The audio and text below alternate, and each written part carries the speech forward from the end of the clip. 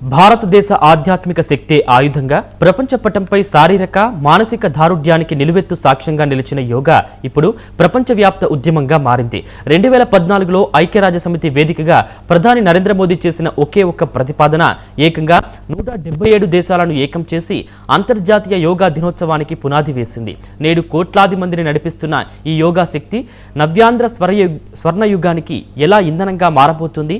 ఇదే అంశంపై విజయవాడ కేబిఎన్ కళాశాల వేదికగా వికసిత్ భారత్ స్వర్ణ ఆంధ్రప్రదేశ్ 20 సూత్రాల అమలు కమిటీ చైర్మన్ లంకా దినకర్ విద్యార్థులకు దిశానిర్దేశం చేశారు.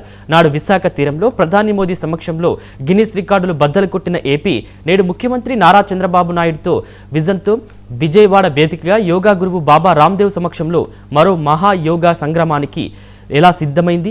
వికసిత్ భారత్ 2047 లక్ష్య సాధనలో ఈ యోగా ఎలాంటి సంచలనాలు సృష్టించబోతుంది?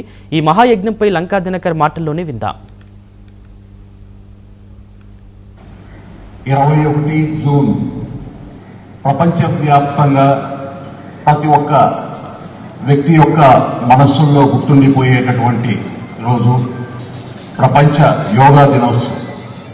ఈ సందర్భంగా విజయవాడ నగరంలోని కాకరపర్తి భవన్నారాయణ కళాశాలకి రావటం, ఇక్కడ ప్రిన్సిపల్గా బాధ్యతలు నిర్వహిస్తున్నటువంటి కృష్ణవేణి గారు, అలాగే ఈ ట్రస్ట్కి సంబంధించినటువంటి 8 కళాశాలలో పాఠశాలలకి అడ్మినిస్ట్రేటివ్ ఆఫీసర్గా పనిచేస్తున్నటువంటి డాక్టర్ నారాయణ గారికి,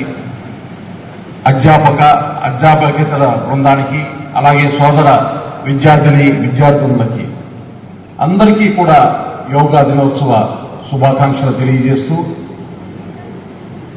యోగా దినోత్సవం ఈరోజు ప్రపంచవ్యాప్తంగా 21 జూన్న ఇంత పెద్ద ఎత్తున జరుపుకోవటానికి మూల కారణం ప్రధానమంత్రి నరేంద్ర మోడీ గారు 2014లో బాధ్యతలు స్వీకరించిన అనంతరం ఐక్యరాజ్య సమితిలో ప్రపంచవ్యాప్తంగా యోగాని అభ్యసించడం ద్వారా, యోగాని పఠించడం ద్వారా, పాటించడం ద్వారా ప్రపంచ సమస్త మానవాళిని శాంతియుతంగా, ఆరోగ్యవంతంగా ప్రజల్ని తీర్చిదిద్దవచ్చు, వసుదైక కుటుంబంగా ప్రపంచాన్ని కీర్తించే భారతదేశం నుంచి ఈ యొక్క పిలుపుని